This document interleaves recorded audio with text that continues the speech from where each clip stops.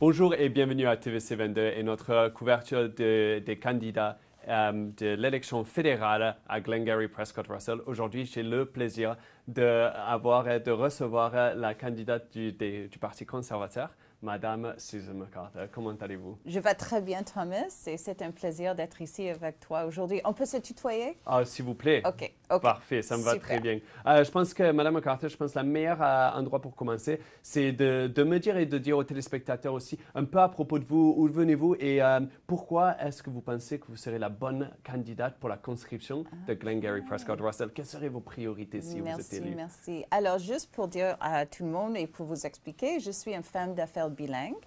J'ai une longue carrière dans les finances, surtout comme banquier d'affaires. Aussi, je siège sur les conseils des sociétés publiques. Donc, j'ai beaucoup d'expérience et c'est le genre d'expérience, je crois qu'on a vraiment besoin en Ottawa maintenant.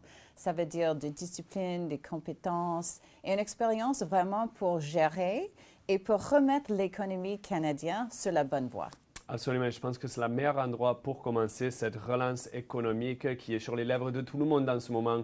On a dû accroître pas mal de dettes pendant ces derniers 18 mois. On comprend que c'était probablement une nécessité, vu qu'on avait cette pandémie. Le montant, c'est quelque chose qu'on peut avoir un débat dessus si on veut, mais ce n'est pas le but pour aujourd'hui. Donc, en tant que représentant de Glengarry Prescott Russell, que feriez-vous concrètement pour aider la relance économique de notre région?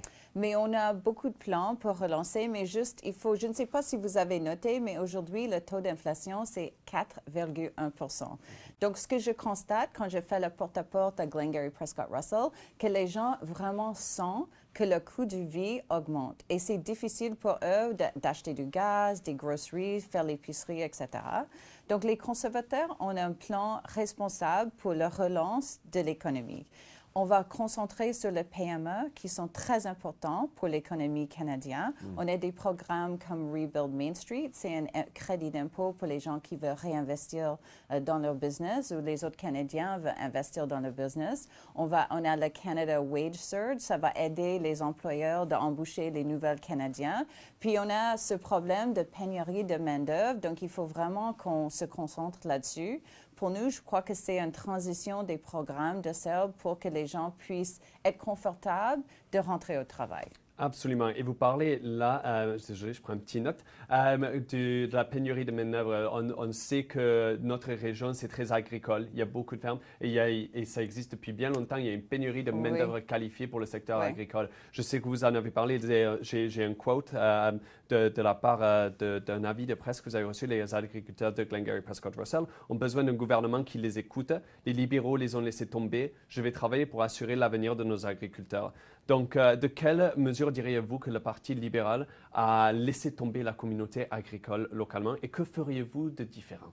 Mais je crois que c'est très important pour la communauté agricole de le regarder comme un secteur stratégique. On a vu pendant la pandémie, si on n'a pas le moyen de produire les biens domestiquement, ça veut dire ici au Canada, on est en risque. Alors, il faut vraiment concentrer sur les agricultures et les mettre en avance.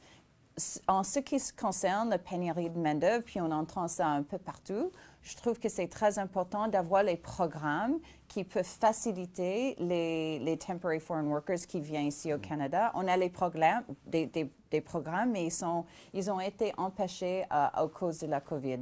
Et surtout pour notre région, que pensez-vous sur la priorité d'avoir ces travailleurs qualifiés, mais aussi francophones? Ben oui, exactement. C'est l'immigration orientée avec une concentration, je ne sais pas si ça c'est le bon focus, sur l'immigration francophone, ce qui est très important dans la région. On a entendu ça aussi de AFO qui a dit que ça c'est vraiment de leur priorité.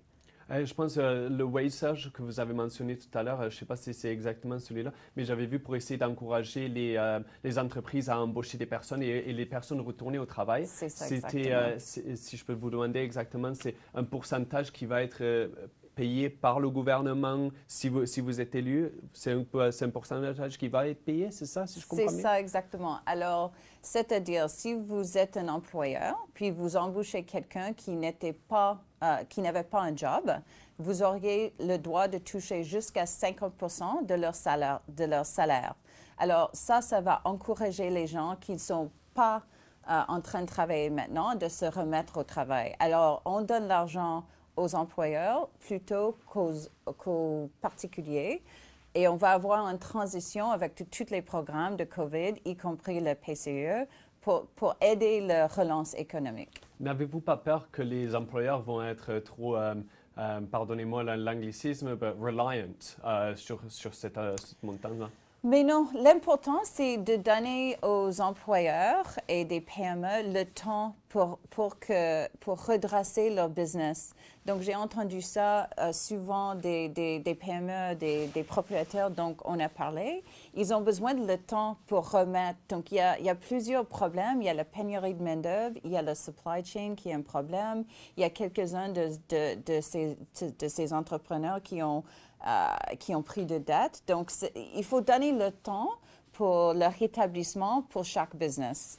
Et puis, juste pour terminer là-dessus, vous avez parlé de Sub aussi. Évidemment, c'était quelque chose qui était totalement nécessaire. Et comme on le sait, ça a sauvé des vies pendant cette pandémie. On est toujours dans une pandémie. Donc, à quel point est-ce qu'on arrête de donner Sub? À quel point nous commençons à faire une transition pour sortir de Sub et de montrer aux gens que c'est la bonne chose de retourner au travail? Parce qu'on est toujours dans la pandémie, donc il y a des personnes qui en ont sûrement toujours besoin. Ben oui, mais c'est un équilibre. Donc, il faut, la situation change constamment. Alors, comme on voit quand on a commencé cette élection, une élection, franchement, que personne ne veut. Donc, quand on fait la porte-à-porte, la première chose que les gens me disent, mais pourquoi on est dans cette élection? On est en pleine pandémie, c'est la 4e vague, on a des craintes pour la rentrée scolaire. Pourquoi est-ce qu'on a fait cette élection? Les gens trouvent que c'était très égoïste de la part de Justin Trudeau de lancer cette élection. Alors, pour commencer là. Alors, pour les programmes qui ont aidé pendant la pandémie, c'est très important qu'on prenne une approche équilibrée, puis que ça reflète la situation réelle quand on prend le gouvernement. En parlant encore des agriculteurs, mais en touchant un peu sur le changement climatique aussi, juste avant qu'il y ait l'élection, je sais que député fédéral de la région, Francis Drouin, a essayé de mettre en place un bill, comme on dit en bon français, pour essayer d'éviter les taux pour les fermiers de payer les frais extra qu'il y avait en utilisant des gaz naturels. Donc, their contribution, comme on dit en bon français, the contributions to greenhouse gases, pour faire un waiver pour les 10 prochaines années pour que la technologie se rattrape pour leur aider. Donc, est-ce que ça, c'est quelque chose que vous seriez intéressé à leur donner aussi, ou est-ce que c'est quelque chose qui est contradictory de devenir carbon neutral? Mais le gaz à effet de serre, c'est très difficile à dire en français, le GES. Je suis d'accord avec vous. Mais c'est quelque chose sur lequel on a ciblé. Puis notre programme, c'est un peu innovateur, un peu différent, et ça donne et les cibles qu'on veut atteindre dans notre plan, c'est les cibles qu'on peut réaliser. Ce qu'on a vu pendant des années avec des libéraux qui mettent des cibles, mais ils les atteignent jamais. Donc, ils disent quelque chose, mais il n'y a pas de follow-up, si vous voulez, and they don't hit their targets. Alors, pour nous, on a cette idée d'un compte d'épargne que je trouve est très intéressant, que tous les Canadiens peuvent s'en servir pour faire leur part, puis acheter et investir dans les choses qui peuvent être bénéficiaires pour eux, pour réduire leur gaz à effet de serre. Donc, on trouve que ça, c'est intéressant. Puis, on va travailler avec les agricultures parce qu'on est bien conscient que les taux qui viennent avec les investissements qui sont obligatoires sont très intéressants. Puis, nous, on va aussi donner les investissements, faire les investissements, donner les subventions pour les technologies vertes qui peuvent s'en servir aussi aux agriculteurs. Et j'ai une question. Vous avez parlé des objectifs là et pouvoir les atteindre. Dans un phénomène, un cas comme le changement climatique, où on pense nous savons que c'est un cross-party problem, est-il préférable est-il préférable d'atteindre des objectifs ou de viser le plus haut possible et d'arriver as close as you can get, avec quelque chose comme ça. Est-ce que les objectifs sont-ils simplement des outils politiques parce que c'est bon pour les partis politiques de les atteindre? Mais écoute, il faut avoir les cibles raisonnables. Ce qui se passe maintenant dans le monde international, c'est que Canada dit on va faire ci, on va faire ça, mais ils font rien. Alors notre réputation à l'échéant international sur le climate change, c'est pas terrible maintenant. Alors nous, ce qu'on va faire, c'est on va avoir les cibles. On va avoir les cibles raisonnables et les cibles qu'on va atteindre. Alors, pour nous, on veut walk the talk. On ne veut pas juste dire n'importe quoi, puis on arrive à ne pas atteindre. Donc, pour nous, d'être capable d'achever nos cibles, ça, c'est le plus important.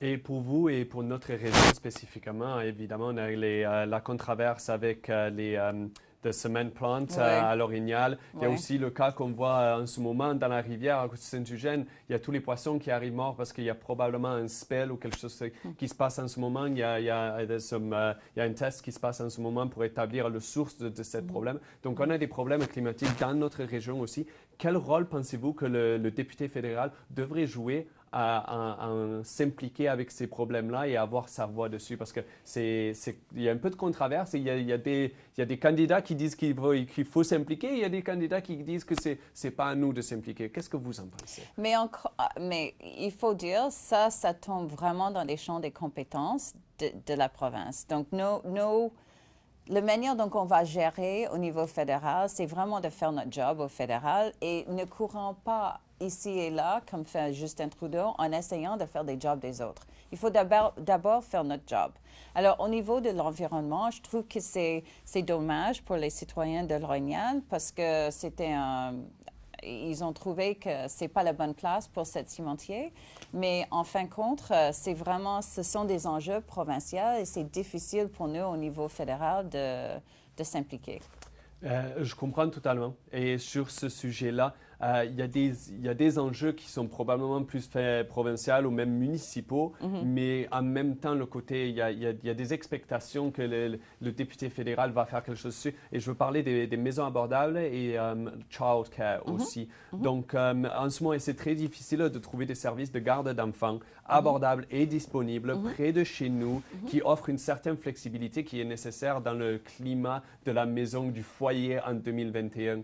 Donc, si vous êtes élu, comment est-ce que vous envisagez essayer de rectifier ce problème localement et quel rôle pensez-vous que le député fédéral devrait avoir là-dedans? Alors, nous, je crois qu'encore, on a un programme au niveau de Child Care qui est vraiment orienté vers les familles pour leur donner la flexibilité qu'ils ont besoin. Parce que ce n'est pas tout le monde qui travaille de 9 to 5.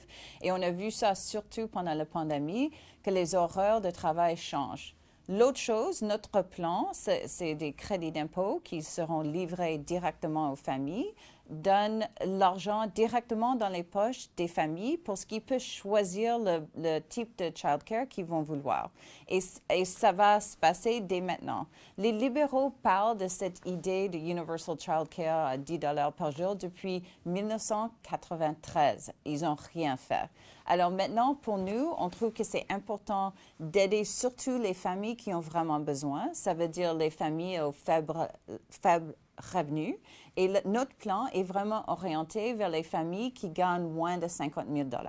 Alors l'idée d'avoir $10 daycare pour subventionner les gens qui gagnent $200 000, on trouve que ça, c'est pas ce qu'on veut faire. Nous, on veut d'abord agir pour les familles qui ont vraiment besoin. Pour les familles qui, en fait, font le choix entre daycare puis est-ce que je peux mettre de la nourriture sur ma table. Donc, c'est là où on va focuser. Mais est-ce que ce plan est plutôt short term et pas assez long term? Non, c'est long term. Ça veut dire que si vous avez des enfants, si vous voulez prendre votre job, reprendre le travail dès maintenant, et ça sera payé à l'échéance chaque trimestre, vous auriez l'argent dans vos poches pour payer le child care qui vaut le mieux avec votre job et vos besoins comme famille. Et en ce moment, surtout dans notre région, nous, on manque de place en ce moment, surtout pour une région d'un côté bilingue vraiment importante. Et c'est ça aussi, c'est pas unilingue. Donc, quel travail allez-vous faire pour vous assurer qu'il y a plus de place ici pour les enfants et plus de place qui offre quelque chose, un contexte bilingue ou francophone? Oui. C'est pour encourager les PME, les petites et moyennes entreprises, les garderies d'à côté, etc. C'est vraiment, c'est l'entrepreneur et les femmes qui ont la possibilité d'offrir ce genre de service. Ça peut être dans leur maison, ça peut être dans une garderie à côté, à l'école. Mais si les gens savent que leurs clients auraient l'argent dans leur poche pour payer, ça va donner un coup de pouce pour créer les places. Donc, donner l'argent pour essayer de créer quelque chose de plus privé au lieu que ça soit public. Ben, c'est ça. Absolument. Et du côté des maisons abordables... Mais ça peut aussi être public. S'il y a des places publiques, ça peut être utilisé pour payer les places publiques. C'est ça qui est intéressant. Mais pour créer des places, ça donne la compétition. C'est ça que vous espérez faire. D'accord, je comprends. Mais peut-être pas donner la compétition. C'est donner l'argent et le funding, la source d'argent pour être capable de payer pour les places supplémentaires. Et du côté des maisons abordables aussi, je sais que ça, c'est pas toujours du RIMI fédéral, mais la liste continue. Les personnes doivent attendre des années pour avoir une maison à vivre dedans. Donc, quel est le plan pour les conservateurs et pour vous, pour notre région, pour essayer de résoudre cet enjeu? C'est une question très intéressante. Je ne sais pas, j'amène toujours le plan parce que c'est très hyper... Ça n'a pas l'air comme un magasin, celui-là. Mais là, pour dire, une chose que je trouve que c'est très intéressant qu'on a dans notre plan, c'est le gouvernement fédéral, c'est le plus grand propriétaire d'immobilier dans le Canada. Ils ont 37 000 lieux d'immobilisation. Alors, nous, on trouve que c'est intéressant de trouver de convertir ce genre d'immobilier dans les places de logement.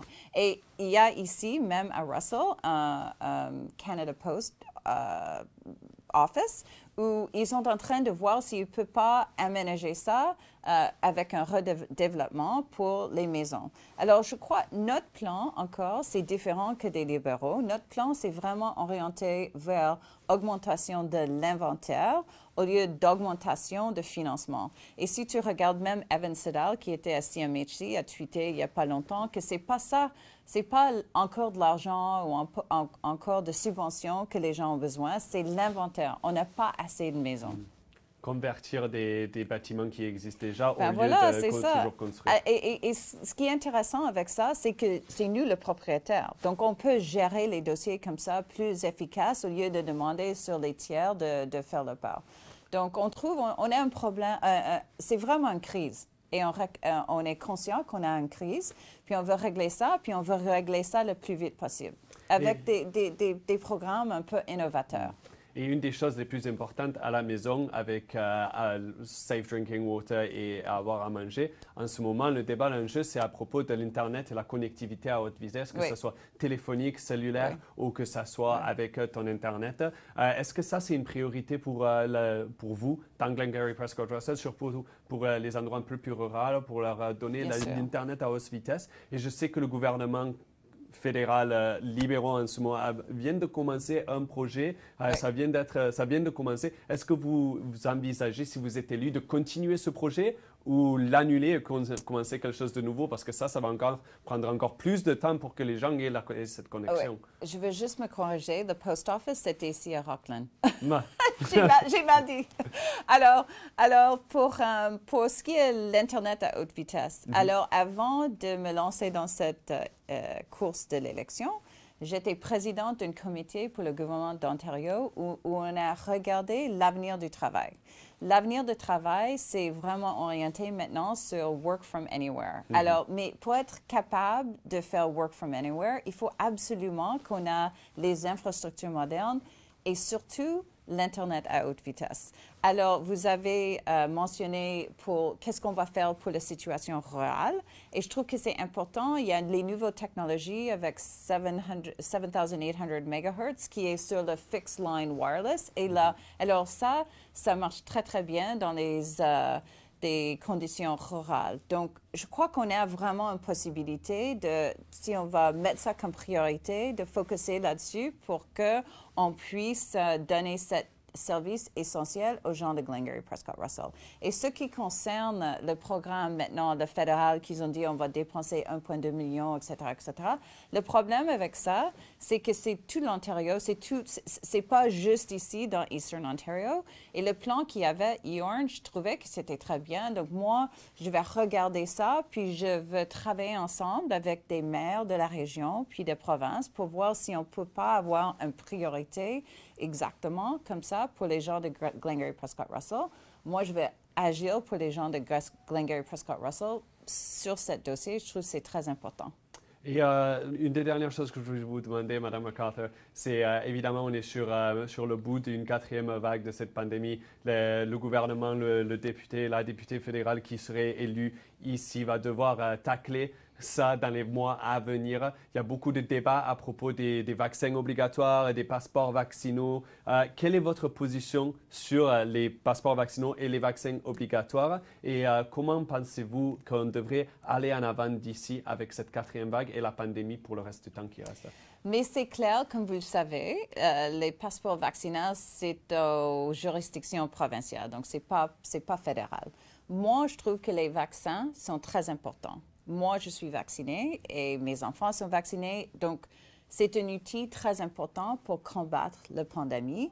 Et nous, on encourage, comme Erin O'Toole aussi encourage tous les Canadiens, s'ils peuvent, de se faire vacciner. Ceci dit, on a les autres outils dans notre toolbox pour utiliser, y compris les tests rapides, puis social distancing, etc. Mais quand on voit encore, juste hier, il y avait Justin Trudeau qui était dans une halle avec plein de personnes, il n'y avait pas de social distancing. Et il faut se demander encore pourquoi on est dans cette élection. Puis lui, il dit une chose, puis il fait une autre. Puis les règles, il ne suit pas les règles lui-même, mais il demande à toutes les autres personnes de suivre des règles. Là, on trouve que ce n'est pas juste. Là, on a un programme, une position qui est rassembleur. On veut éduquer les gens sur les vaccins, puis on ne veut pas diviser les gens sur ce sujet. On trouve que ça ne devrait pas être un sujet politique. Madame MacArthur, je veux vous remercier pour votre temps aujourd'hui. Ce qu'on va faire pour finir, c'est vous donner le dernier mot. Donc, si vous voulez vous adresser aux téléspectateurs, aux résidents de Glengarry Prescott Russell et leur dire pourquoi le 20 septembre, ils devraient voter conservateur, pourquoi ils devraient voter Madame MacArthur. Écoute, j'ai une passion pour les gens de Glengarry Prescott Russell. Je suis très touchée par les gens qui m'ont accueilli à leur porte. Je suis quelqu'un qui a beaucoup d'expérience et je veux agir pour vous à Ottawa. Et si vous votez pour moi, vous pouvez être sûr que vous auriez une voix fort, compétent, expérimenté à Ottawa. Bon, merci beaucoup. Et pour les téléspectateurs, merci beaucoup d'avoir écouté. Allez regarder toutes nos entrevues avec les candidats locaux pour pouvoir vous assurer de prendre la bonne décision pour vous le 20 septembre. Allez voter. Merci une fois de plus. Et Madame MacArthur, évidemment, merci beaucoup d'être venue. Merci, Thomas.